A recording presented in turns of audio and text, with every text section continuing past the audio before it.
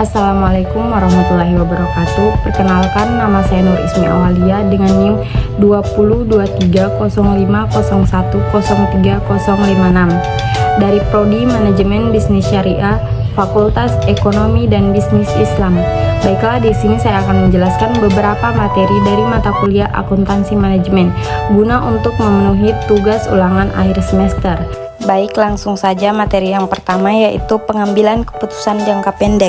Pengambilan keputusan jangka pendek merupakan pengambilan keputusan berskala kecil dengan tujuan memilih di antara beberapa alternatif strategi untuk mencapai keunggulan kompetitif jangka panjang. Menurut Hansen dan Mowen, pengambilan keputusan jangka pendek harus dilakukan dengan proses yang tepat. Menurut Mulyadi, terdapat 4 kategori keputusan jangka pendek. Yang pertama, membeli atau membuat sendiri atau make or buy decision. Yang kedua, menjual atau memproses lebih lanjut suatu produk atau sell or process future. Yang ketiga, menghentikan atau melanjutkan produksi produk tertentu atau stop or continue product line. Yang keempat, menerima atau menolak pesanan khusus atau special order decision. Kemudian ada teori pengambilan keputusan dalam manajemen.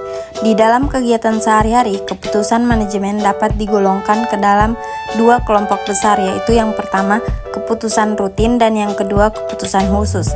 Secara umum, keputusan khusus dapat dikelompokkan menjadi 5. Yang pertama yaitu membeli atau membuat sendiri, yang kedua mengganti aktiva tetap, yang ketiga menerima atau menolak pesanan khusus, yang keempat melanjutkan proses produksi, yang kelima menutup segmen usaha.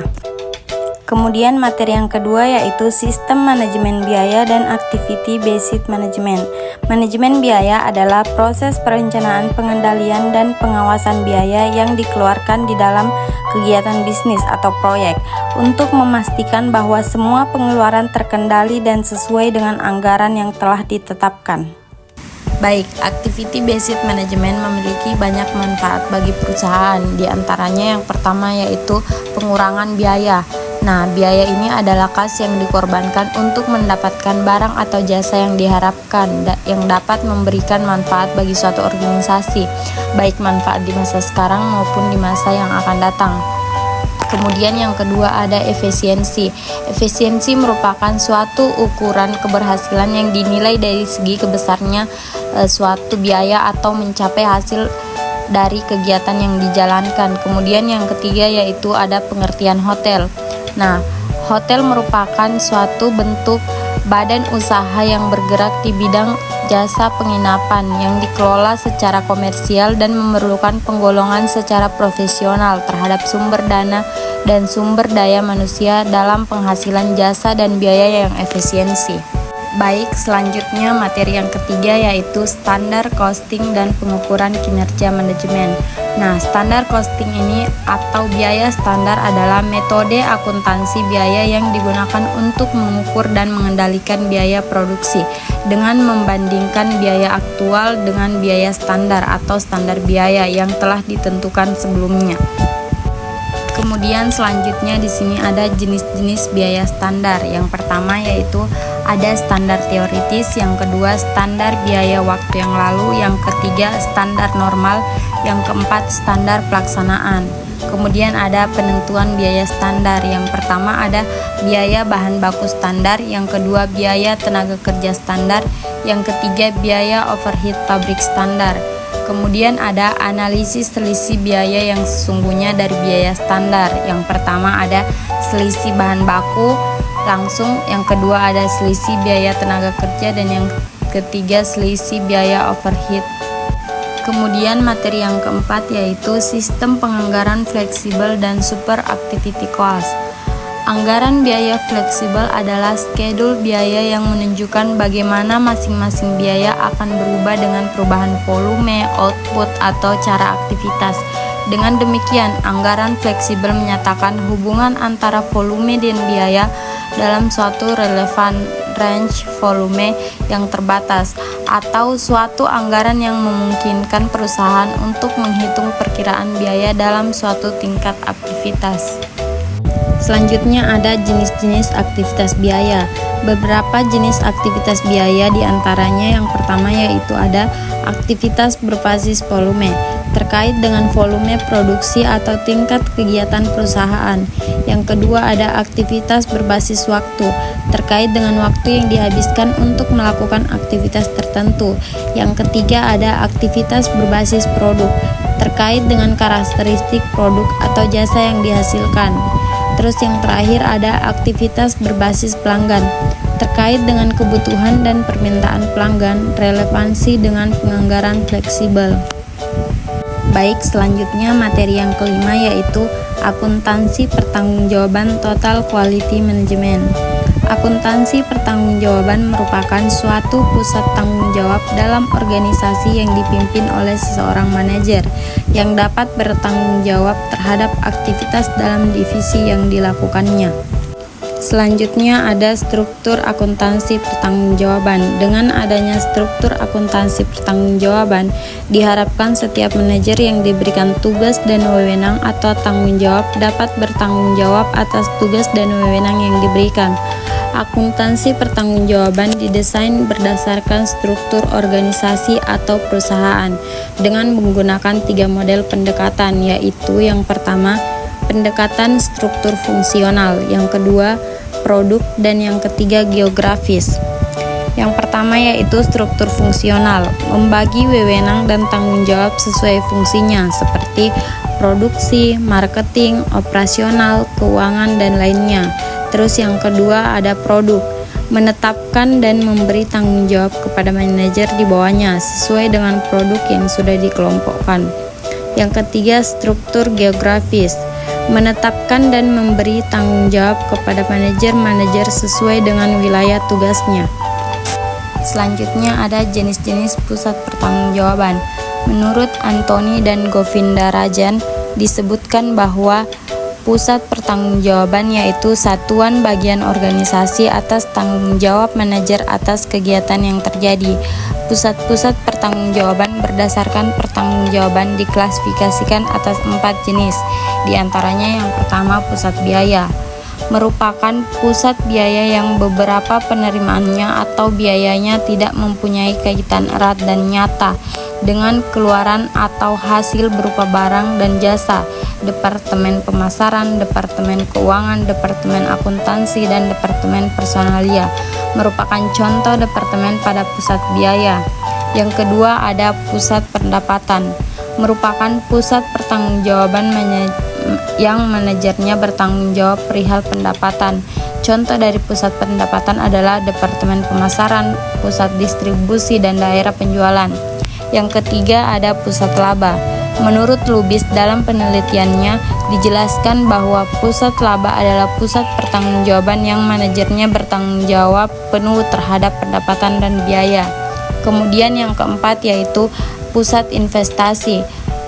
Menurut Haryanja dan Meriani dijelaskan bahwa manajer pusat investasi bertanggung jawab untuk pendapatan biaya dan aset operasi guna mendapat hasil return on investment yang memuaskan. Yang kinerja dari manajer pusat investment dilihat secara periodik, umumnya setiap bulan dengan ukuran kembalian investasi atau nilai tambah ekonomi yang dikembangkan dari laba residual. Selanjutnya materi yang keenam yaitu investment center and transfer pricing. Investment center adalah salah satu bagian atau unit dalam struktur organisasi yang memiliki tanggung jawab untuk mengelola aset perusahaan serta mengukur kinerja berdasarkan hasil laba yang dihasilkan dari investasi yang dilakukan. Berbeda dengan unit seperti cost center yang fokus pada pengelolaan biaya atau profit center yang hanya berorientasi pada penghasilan laba. Investment center melibatkan pengelolaan aset serta evaluasi laba relatif terhadap modal yang digunakan. Selanjutnya ada metode yang digunakan dalam transfer pricing. Transfer pricing adalah mekanisme yang digunakan oleh perusahaan untuk menentukan harga dalam transaksi antara entitas yang berada dalam satu grup perusahaan. Dalam transfer pricing terdapat beberapa metode yang digunakan untuk menentukan transfer pricing. Berikut adalah metode utama dan cara penerapannya. Yang pertama ada comparable uncontrolled price method. Metode ini membandingkan harga transaksi antara entitas afiliasi dengan harga yang berlaku pada transaksi serupa antara entitas yang tidak terrealisasi atau independen. Yang kedua ada resale price method. Metode ini menghitung harga transfer berdasarkan harga penjualan akhir kepada pihak ketiga, dikurangi margin laba kotor yang biasanya diperoleh oleh kontributor independen. Yang ketiga ada cost plus method. Dalam metode ini, harga transfer dihitung dengan menambahkan margin laba atas biaya produksi atau layanan. Yang keempat ada transactional net margin method. TNMM membandingkan rasio laba bersih dari suatu transaksi afiliasi dengan rasio laba bersih yang dicapai oleh perusahaan independen dalam transaksi serupa. Kemudian yang terakhir, yang kelima ada profit split method. Metode ini membagi laba gabung dari transaksi antara entitas afiliasi berdasarkan kontribusi masing-masing entitas terhadap nilai-nilai transaksi. Kemudian materi selanjutnya yaitu hybrid product costing.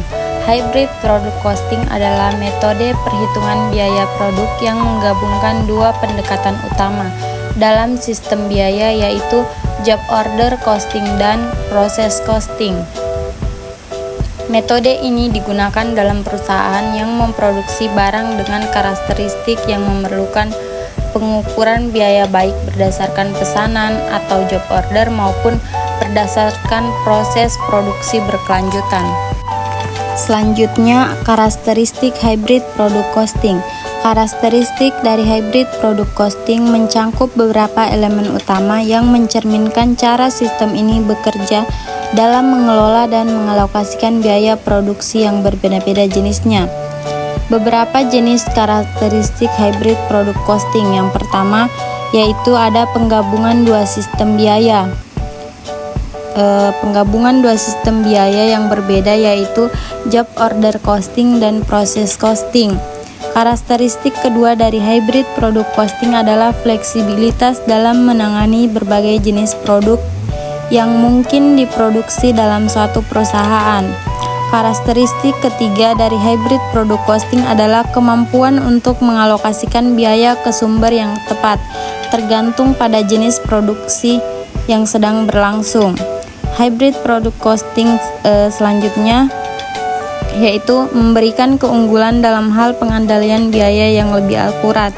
Kemudian karakteristik yang kelima yaitu dapat meningkatkan akurasi penetapan harga jual. Karakteristik ini adalah kemampuan untuk meningkatkan akurasi dalam menetapkan harga jual.